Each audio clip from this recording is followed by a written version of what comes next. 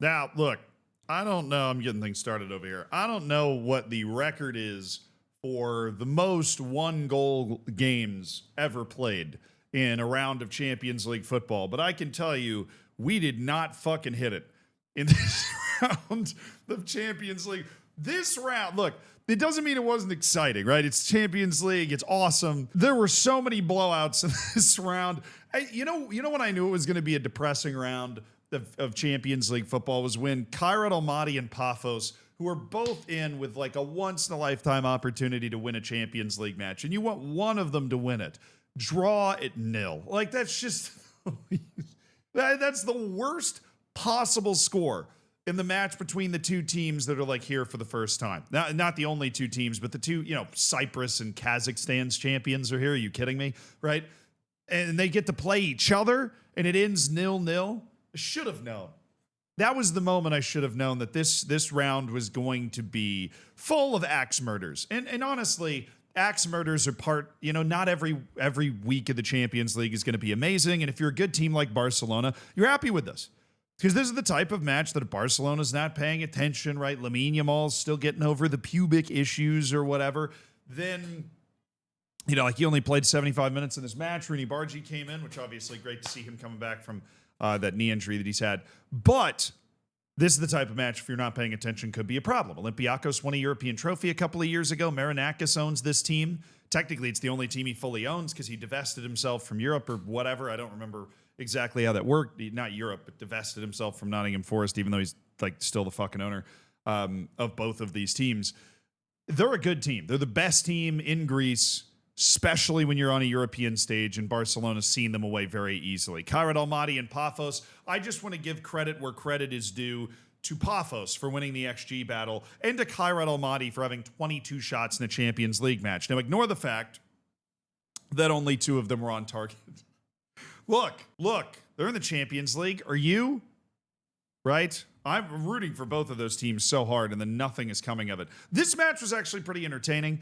Atletico Madrid had a chance early in the second half and a chance in the first half because David Raya's compass broke, and he just got lost outside the box. And I think it was Julian Alvarez had kind of half of an empty goal that he just rolled the ball away from. So David Raya dodged what could have been a disaster, right? Because the moment Atletico Madrid takes the lead, it becomes full haram ball. And then early in the second half, Julian Alvarez hit the post, right? With a far more accurate shot than the one he had when the goal happened to be empty. And Arsenal then started to kind of roll it up after that. As they do, they got it started with a set-piece goal from Gabriel, and then the goals just flowed in after. I'm very surprised that Atletico Madrid didn't have the stick-to-itiveness to prevent this from happening. This is not the sort of thing you normally see happen to an Atletico Madrid team. 3 goals in 6 minutes. But Atletico Madrid clearly just got outraced in this race by Arsenal. And it's an important win, obviously, in the race for the top 8, because these are 2 teams that will believe coming into this tournament that they have a chance at the top 8. And the win now keeps Arsenal completely perfect, and Atletico Madrid is now dealing with 2 losses, having picked up their only win in a pretty dominant display against Eintracht Frankfurt. Now, they've had a very difficult run. Liverpool, Eintracht Frankfurt, freaking Arsenal is brutal, but they have not been able to compete and get points off Premier League teams, which is going to make it difficult for them to get a top 8 position. Bayer Leverkusen, in case you haven't been paying attention, they're kind of ass. Now you probably know that. PSG jumps all over them here. It was very briefly, after a flurry of red cards in the first half, 1-1. At which point Desiree Doué, Kvaratskhelia, and Desiree Doué again made it 4-1 before the half. So 10-man OP for PSG. For me, not for thee in this case, if you're a PSG fan. Copenhagen and Dortmund, this is taking care of business for Dortmund. They had the lead throughout this match, stretched it out to 4-1 in the second half. Not an easy place to play going to Copenhagen, so I know Dortmund's going to be satisfied with the fact they were able to get that done. Potential trip up for Newcastle, but let's be completely honest here. Newcastle is a better football team than Benfica, right? I'm always...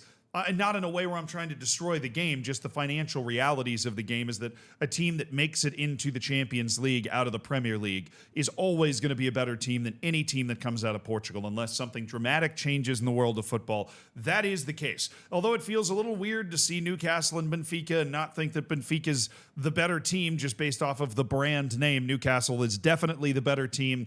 They've got Voldemort as well, so that always helps. And the 3-0 win, cruising through with a couple of second-half goals from your boy, Harvey Barnes. Just any excuse to ever break that out. PSV against Napoli.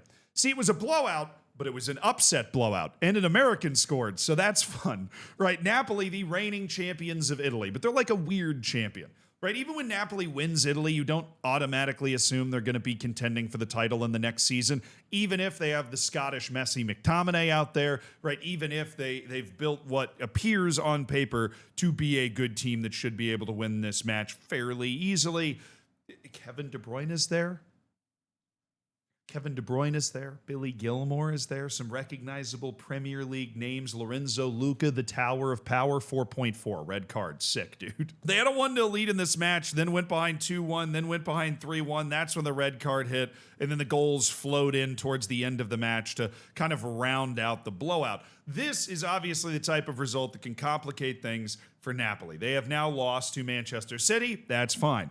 PSV, and they survived Sporting at home 2-1. So it's not been an inspired performance, and right now they are just ass crack on the line here at 23rd. Meanwhile, PSV with this win has jolted themselves back up the table. The problem for PSV is they've had one of the most confusing resumes this entire tournament. They lost 3-1 to RUSG, Royal Union Saint-Gilloise, and their draw was against Bayer Leverkusen, who is, say it together, class, ass, right? So they beat what I would have said going in was the best team on their schedule so far. It's like a complete inversion. They lost to the worst team they played. They beat the best team they played, and they drew the middle team out of those three. So whatever you want to do with that. Inter went to Belgium and thumped Royal Union Saint-Gilloise. I'm not going to give that one the time of day, really. Manchester City went to the Yellow Submarine and took a 2-0 lead in the first half, and that rounded out a Tuesday that was really, quite honestly, the most boring single day of football in the Champions League, I think.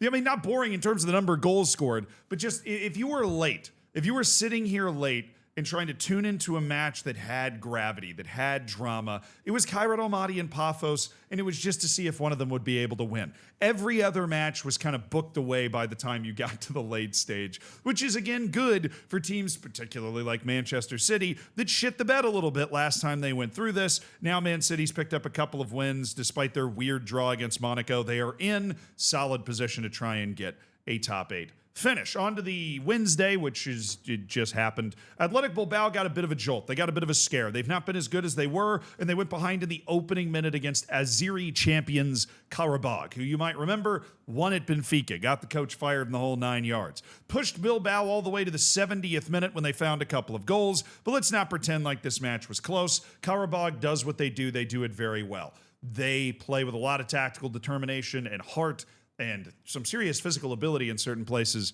They're not very good relative to a team like Bilbao, even if Bilbao is not at their best. So a necessary 3 points for Bilbao. They picked it up.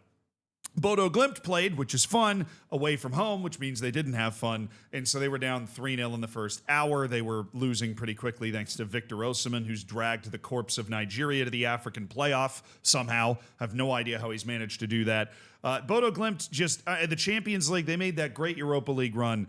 The Champions League seems to be a bridge too far for them.